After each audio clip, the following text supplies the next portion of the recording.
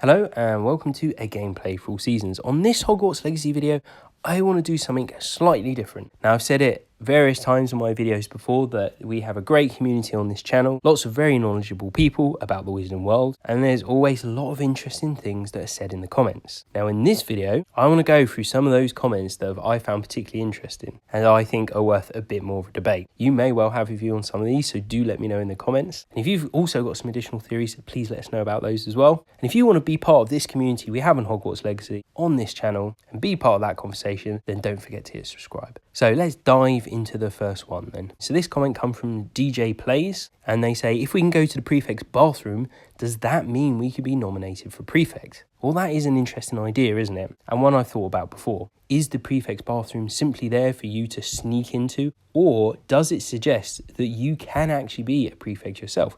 Now, if you can, that would be quite interesting, wouldn't it? Particularly if you are not just automatically given that at some point in the game. Because we want to be the character we want to be, as they tell us we should be able to do in this game. And if that's the case, some of us may want to be Prefect if we have good exemplary behaviour, or at least that's how we come across to the teachers. And perhaps if you are a more awkward character, you don't get to be a Prefect. I think that would be a nice touch, and I think that would give meaning to your actions. And this would be one of hopefully many tangible effects of the decisions that you make. So next up, we've got a comment from Roughmeister101. What do you guys think of Victor Rookwood being the protagonist's father? I think that would be awesome. Now, obviously, at this stage, we can't rule anything out. So absolutely, who knows? They could go a bit Star Wars on us on this one. And if they do, then very good shout here. My theory on Victor Rookwood, as some of you may have seen, is that I think there is more to him than meets the eye.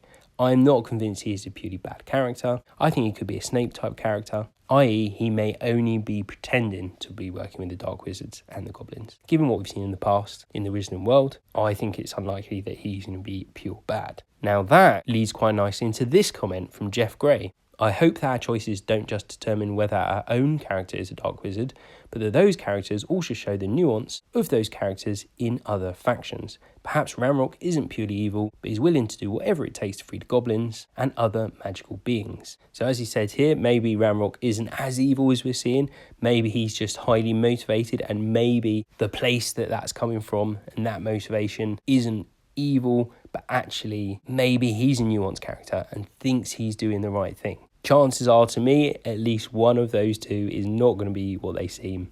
And the first sentence of this comment about the choices that we make, I think it's an interesting one as well. Because wouldn't it be interesting if it's not just our own character, but also people not only react differently to us, but also perhaps can we influence those around us? Can we influence Sebastian? Can we influence Poppy to change their characters in some way? Now, very recently I had a video about Diagon Alley and the evidence we've seen so far and whether or not I think it'll be in it. We had people's opinions on that, and you can see there's quite a contrast. Here we've got a comment which says Diagon Alley is not in the game. The Ollivander's shop is in Hogsmeade. They show it in other footage, and that's not the inside of Gringotts. It's a goblin mine.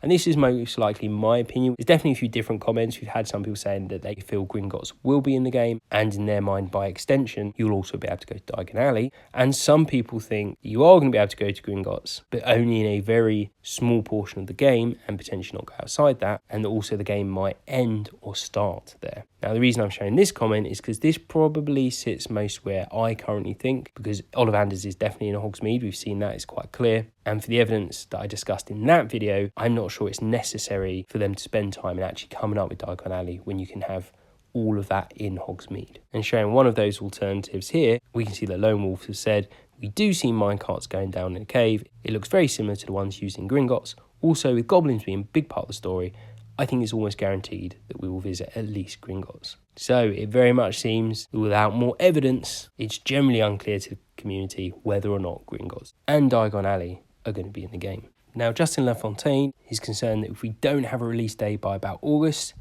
that the chances for a delay are increased much higher. Now, the fact we already don't have a release date does concern me. I'd like to have a release date so we definitely know it's coming.